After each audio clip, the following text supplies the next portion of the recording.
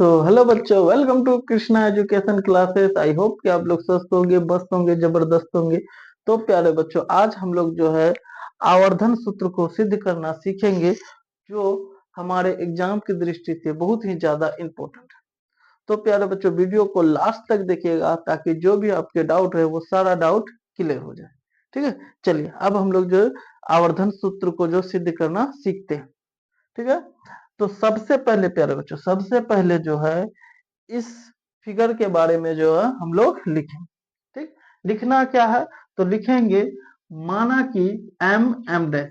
ठीक है, माना कि एम एम डैश एक अवतल दर्पण है जिसके प्रधान अक्ष पर, है ना, ये रहा प्रधान अक्ष। ठीक है, जिसके प्रधान अक्ष पर ठीक फोकस, ठीक है, और वक्रता केंद्र के बीच ए बी नामक वस्तु रखा गया है जिसका प्रतिबिंब, ठीक है, ए डैश बी डैश है जो वास्तविक और उल्टा है। इतना लिखना है प्यारे बच्चों। ठीक है, फिर उसके बाद लिखेंगे सिद्ध करना है। ठीक है, क्या लिखेंगे?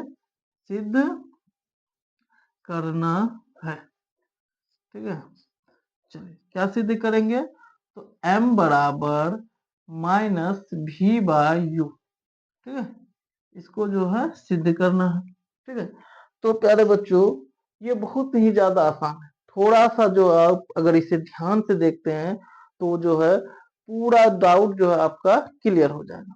ठीक है, चलिए तो सबसे पहले जो है अब यहाँ से लिखेंगे सिद्ध, है ना। यहाँ से अब हम लोग जो है सिद्ध करना शुरू करेंगे। ठीक है, लिखेंगे सिद्ध। ठीक है, तो यहाँ आप देख सकते हैं एक त्रिभुज बन रहा है, त्रिभुज ए बी पी, है ना। ये देखिए त्रिभुज ए बी पी, ये रहा त्रिभुज ए बी पी। ठीक है, तो लिखेंगे त्रिभुज ए बी पी तथा तथा त्रिभुज ए डैश बी डैश, ठीक है, और पी में, है ना, ये रहा ए डैश बी डैश पी, त्रिभुज ए डैश बी डैश पी। लिखेंगे त्रिभुज, ठीक है, त्रिभुज ए डैश बी डैश पी में।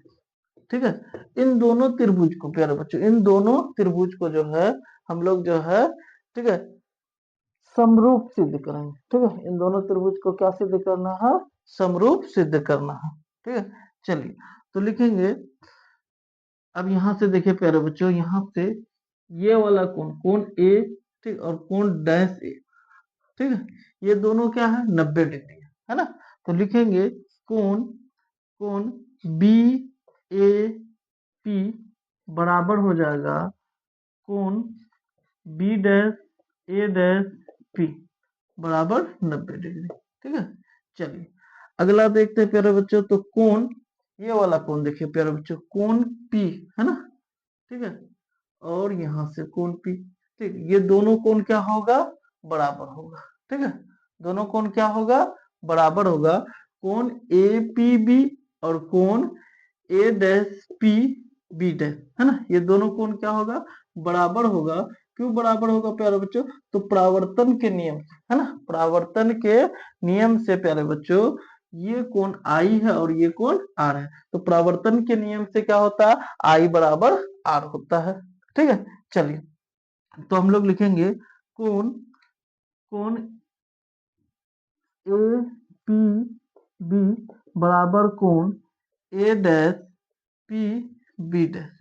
ठीक है, चलिए यहाँ लिख देना है कारण परावर्तन के नियम से, परावर्तन के नियम से। ठीक है, चलिए अब देखिए प्यारे बच्चों, अब देखिए, ठीक है, अब देखिए अब ये दोनों त्रिभुज क्या हो गया? समरूप सिद्ध हो गया ना। ये दोनों त्रिभुज क्या हो गया? समरूप सिद्ध हो गया। तो प्यारे बच्चों दो समरूप त्रिभुज की संगत भुजाओं का अनुपात बराबर होता है ना। यानी कि ये जो ए बी है ना, ए बी बट्टे क्या हो जाएगा? ठीक है, चलिए यहाँ थोड़ा सा लिख देते पहले। ये त्रिभुज, त्रिभुज ए बी पी, ठीक है, समरूप त्रिभुज ए डैश बी डैश पी। ठीक है, ये दोनों त्रिभुज क्या हो गया? समरूप हो गया।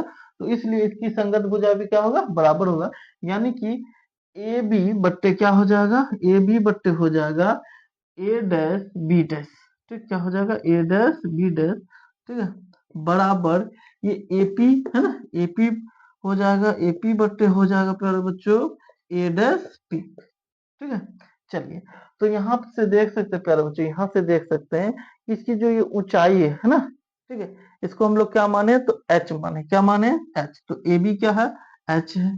ठीक है, और प्यारे बच्चों और ये ए डैश बी डैश जो है इसकी ऊंचाई कितना है तो एच डैश है, पर प्यारे बच्चों चिन्ह परिपाटी के नियम के अनुसार है, चिन्ह परिपाटी के नियम के अनुसार, ठीक है, दर्पण की इस साइड वाला, ठीक है, ये जो नीचे यहाँ से आप देख सकते हैं कि यहाँ पे हम लोग क्या किए हैं दर्पण रखे, तो दर्पण की इस साइड वाले ऊंचाई को है ना क्या किस में हम लोग लिखेंगे तो माइनस में, तो यहाँ से देख सकते हैं ये जो ऊंचाई है ये किस में हो जाएगा माइनस में, है ना, ये चिन्ह परिपाटी के नियम से। ठीक है, चलिए आगे देखिए प्यारे बच्चों, आगे देखिए एपी है ना, ये एपी यहाँ से यहाँ तक देख सकते हैं, तो ये एपी क्या है तो ये एपी जो है, ठीक है, एपी क्या है तो ये वस्तु दूरी है जिसको हम लोग यू से लिखेंगे, और चिन्ह परिपाटी के नियम से इस साइड वाले दूरी को, ठीक है, किससे लिखते हैं तो माइनस से लिखते हैं।